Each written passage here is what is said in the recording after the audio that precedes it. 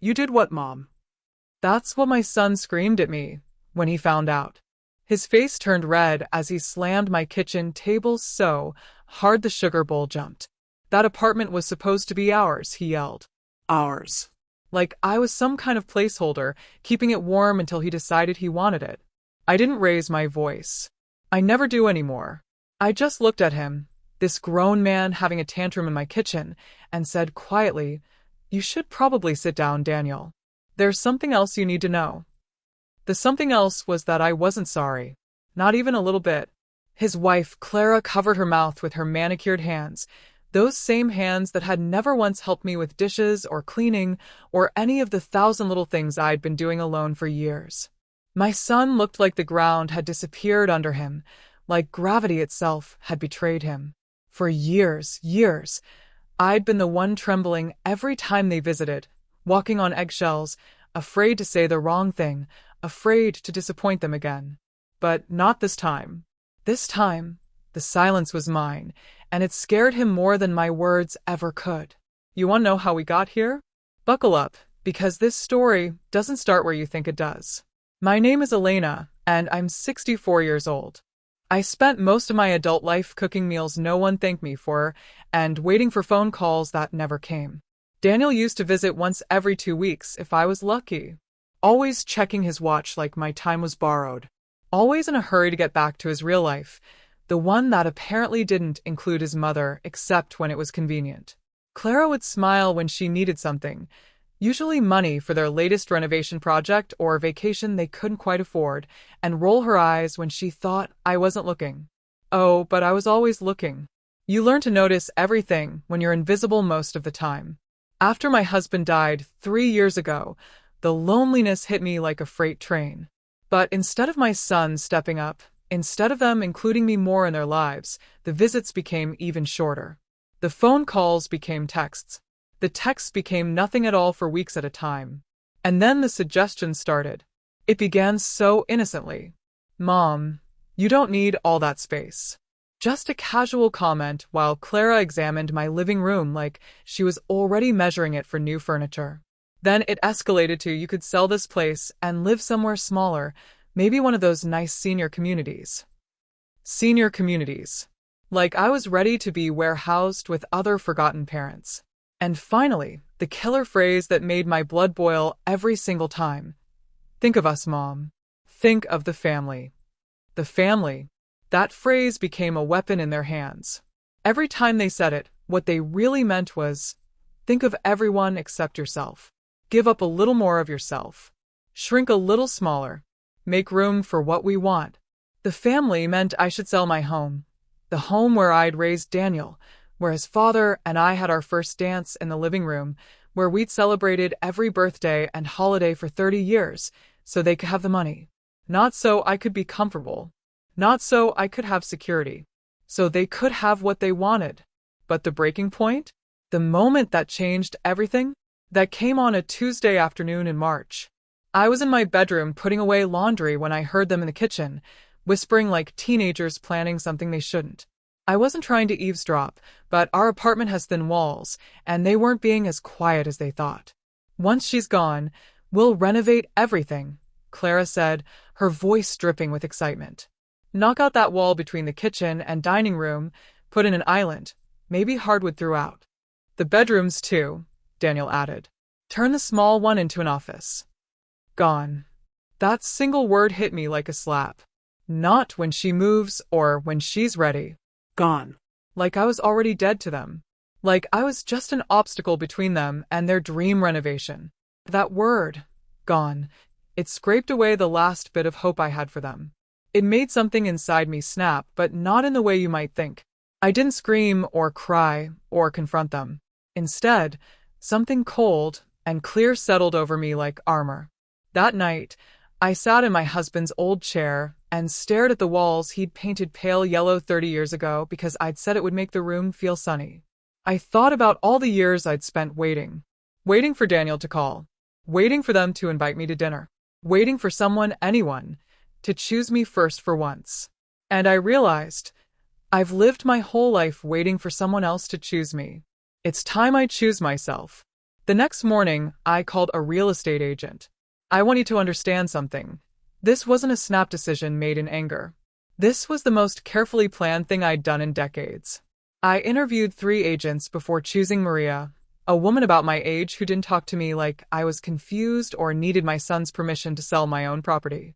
I had the apartment appraised quietly. I researched the market. I spent weeks looking at smaller places online, planning where I wanted to go, what kind of life I wanted to build. For the first time in years, I was excited about something. I was planning for me. The sale happened fast. Cash buyer, no complications, closed in 3 weeks. I signed every paper myself with my own pen, and let me tell you, my signature had never felt so powerful. While all this was happening, Daniel and Clara kept dropping hints about helping me downsize and being there for me during this difficult transition. They had no idea that the transition was already happening, and they weren't invited. I bought a smaller apartment in a quiet neighborhood across town with cash. 2 bedrooms, one for me and one for guests, though I wasn't sure I'd ever have any. The kitchen was smaller but got better light. There was a little balcony where I could grow herbs. It felt like mine in a way that the old place had stopped feeling like mine the moment they started planning its renovation over my apparent dead body. For the first time in years, no one knew where I was going or what I was doing every day. That peace was louder than any apology I'd never gotten. The confrontation, the scene I started with, happened 3 weeks after I'd already moved. Daniel had been calling the old number, getting frustrated that it was disconnected. He'd driven by and seen the sold sign, the new family already moving in. That's when he showed up at Maria's office, demanding to know where I was. Professional that she is, Maria told him he'd have to contact me directly. So he did. He tracked down my new number. I'd given it to one neighbor from the old building who I actually liked, and called me screaming. When I calmly gave him my new address, he hung up on me. 20 minutes later, he was pounding on my door. "Tell me this is a joke," he shouted as soon as I opened it. "Tell me you didn't actually sell Mom and Dad's apartment without telling us." I looked him in the eye, really looked at him, maybe for the first time in years, and said, "No joke, Daniel. It's called finally making my own decision." That's when he lost it completely. He demanded to know where the money was, like it was his inheritance already. Like I'd stolen something that belonged to him. I reminded him, very calmly, that it was MY money from MY apartment that I'd owned for 30 years.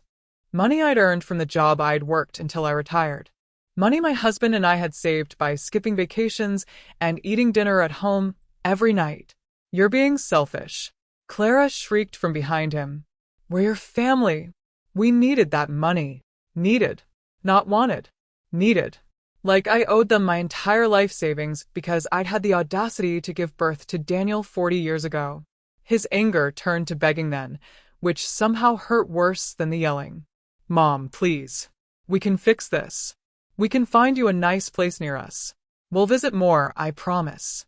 But I'd already buried the version of me that would have given in to those empty promises. That Elena had died the day I heard them planning my renovated tomb. "You'll visit more?" I said. "Daniel, you visited twice in the last 6 months. Both times you stayed for less than an hour. Both times you spent the whole visit checking your phone." He opened his mouth to argue, but what could he say? We both knew it was true. "I don't want your promises," I continued. "I don't want your visits out of guilt or obligation. I wanted a son who chose to be in my life because he loved me, not because he was waiting for me to die so he could inherit my home." The words hung in the air like smoke. Clara grabbed Daniel's arm, probably realizing this wasn't going the way they'd planned. He stood there for another moment, looking around my new apartment like he was seeing me for the first time. "This is smaller," he said finally, stupidly. "Yes," I said, "but it's mine." They stormed out after that. The echo of the door closing felt like a chapter ending, like the final period on a very long, very painful sentence. For a while after they left, the silence felt strange. Not empty, exactly. Just new. I made tea in my new kitchen that night. Chamomile with honey, the way I liked it, not the strong black tea Daniel preferred when he visited. I sat on my little balcony and watched the sun set over a neighborhood where no one knew me as Daniel's mother or the widow in 4B. I was just Elena. And you know what? I wasn't lonely. I was free. The first few weeks were an adjustment, I won't lie. I'd been living in the same apartment for 30 years. I knew which floorboard creaked, which window stuck in the winter, where the good light was for reading. This new place was foreign territory. But instead of feeling lost, I felt like an explorer. I started walking around the neighborhood every morning, discovering the coffee shop with the best pastries, the bookstore with the comfortable reading chairs, the park where older people played chess on stone tables. And that's where I saw the flyer for painting classes at the community center. I'd never painted in my life. In school, I was always told I wasn't artistic. My mother had insisted I focus on practical subjects, typing, shorthand, things that would help me find a husband and support a family. Art was frivolous, she said. Art didn't pay the bills. But I wasn't paying anyone's bills but my own anymore. The instructor was a woman named Joyce, probably my age, with paint-stained fingers and laugh lines around her eyes. She didn't ask why I was starting painting at 64. She just handed me a brush and said, "Let's see what you can do." My first painting was terrible. All gray and black, muddy colors that looked like sadness. Joyce said it was good to get the dark colors out first, that sometimes you had to paint through the pain before you could find the light. My second painting had streaks of orange and yellow breaking through the gray. Joyce looked at it and smiled. "It looks like sunlight breaking through storm clouds," she said. Maybe it was. Week by week, my paintings got brighter. I learned about color theory and brush techniques and the way light changes everything. But more than that, I learned that I had something to say. All those years of swallowing my words, of making myself smaller, of living in the margins of other people's lives, it was all there in the paint, waiting to come out. The other people in the class became friends. Real friends, not people who tolerated me because I was related to them. We'd go for coffee after class, talking about art and books and our lives. They listened when I talked. They laughed at my jokes. They saw me as Elena, not as someone's mother or wife or burden. For the first time in decades, I was living instead of just surviving. But this story isn't over yet, because life is messier than neat endings. 6 months after that terrible confrontation in my apartment, Daniel came by. Alone this time, no Clara to egg him on or whisper strategies in his ear. He looked thinner, tired. His hair was graying at the temples in a way that reminded me painfully of his father. He didn't demand anything this time. He didn't even come inside. He just stood in my doorway and said, "Mom, I'm sorry." Those 3 words hung between us like a bridge I wasn't sure I was ready to cross. "Sorry for what, exactly?" I asked, because I needed to know if he understood what he was apologizing for, or if this was just another manipulation. "For taking you for granted," he said. "For treating you like you weren't a person with your own needs and wants. For planning your life without asking what you wanted." I studied his face, looking for the lie, the angle, the thing he really wanted. But all I saw was my son, not the entitled man who'd screamed at me 6 months ago, but the little boy who used to help me bake cookies and tell me about his day after school. "I don't forgive you," I said quietly. "Not yet." He nodded like he'd expected that. "I know. I wanted you to know that I'm trying to understand. Clara and I are in counseling. She's working on a lot of things. And I'm learning that maybe I never really knew you as anything other than my mother. I never tried to know Elena. I didn't cry.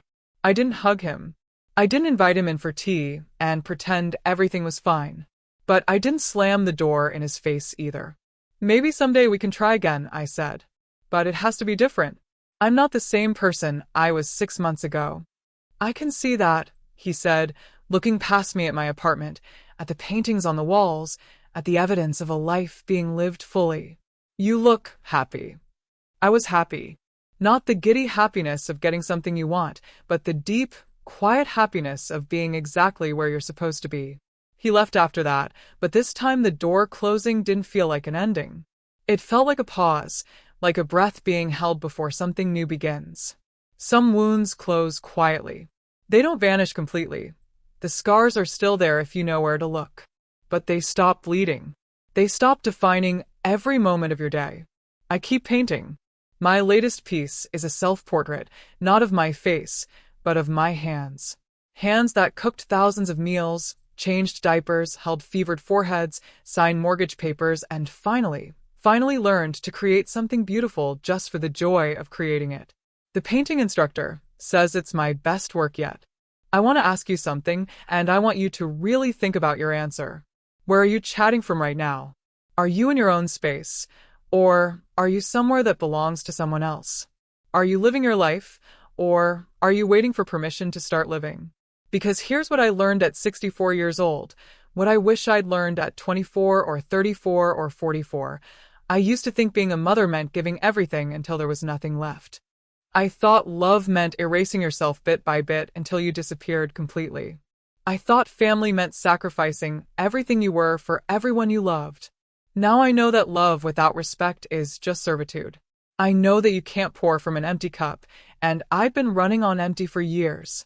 I know that sometimes the most loving thing you can do is refuse to be taken for granted. I didn't lose my son that day I sold the apartment. I found myself.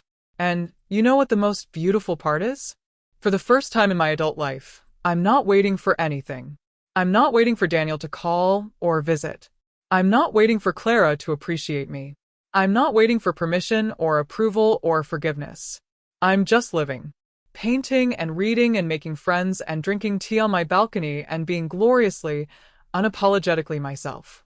The apartment they wanted so badly? The new owners painted over my husband's yellow walls. They knocked out the wall between the kitchen and dining room, just like Clara had planned. They put in granite countertops and stainless steel appliances and turned it into something that looks like every other renovated apartment in the city. It's beautiful, I'm sure. But it's not mine anymore, and that's exactly how it should be. I drive by sometimes just to see. Not because I miss it, but because I want to remember the woman who lived there for 30 years. The woman who made herself smaller and smaller until she almost disappeared completely. The woman who finally said enough and chose herself. That woman was brave. Braver than she ever knew. If you're listening to this and you recognize yourself in my story, if you're the one always giving, always accommodating, always putting everyone else's needs before your own, I want you to know something. You are not selfish for wanting more. You are not cruel for setting boundaries. You are not ungrateful for refusing to be taken for granted. You are worthy of love that doesn't require you to disappear. You are worthy of respect. You are worthy of a life that belongs to you. And sometimes, the most radical act of love is refusing to let others treat you as less than you are. I'm 64 years old, and I'm just getting started. The best is yet to come.